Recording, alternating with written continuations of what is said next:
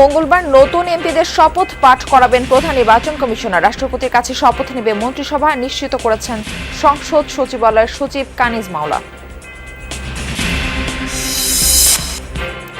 সরকার গঠন করলেও শক্তিশালী থাকবে সংগঠন, বলছেন বিএনপি নেতারা। গুরুত্ব পাবে দুর্নীতি রোধ ও জনসম্পৃক্ততা, পরিবর্তনের মনোভাব ইতিবাচক, বলছেন বিশ্লেষকরা। বিএনপি যে ধরনের রাজনৈতিক দল, বোঝা যায় যে এত বিদ্রোহী প্রার্থী, তার মানে দলের মধ্যে ওই সংহতিটা নাই। বিএনপিকে যদি পরবর্তীতে পাওয়ার পলিটিক্স করতে হয়, তাদের দলটাকে অনেক বেশি সংহত করতে হবে।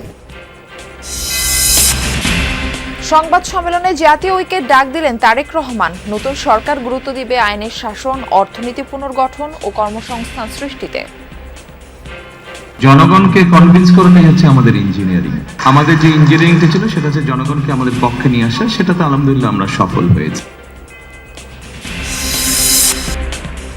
নতুন সরকারের সামনে উচ্চ মূল্যস্ফীতি সহ অর্থনীতিতে পাহাড় সমান চ্যালেঞ্জ। কর্মসংস্থান, বিনিয়োগ ও অভ্যন্তরীণ আয় বাড়াতে নীতি কৌশল বদলানোর তাগিদ।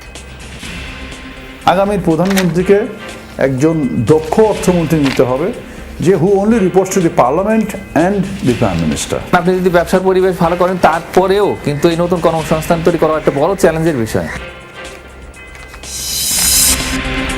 খুলনা বিভাগে জামায়াতের বড় বিজয়, ধরাশয়ী বিএনপির হেভিওয়েট অনেক প্রার্থী। জাতীয় পার্টির দুর্গখ্যাত কুড়িগ্রামে জামানত হারিয়েছে 18 জন।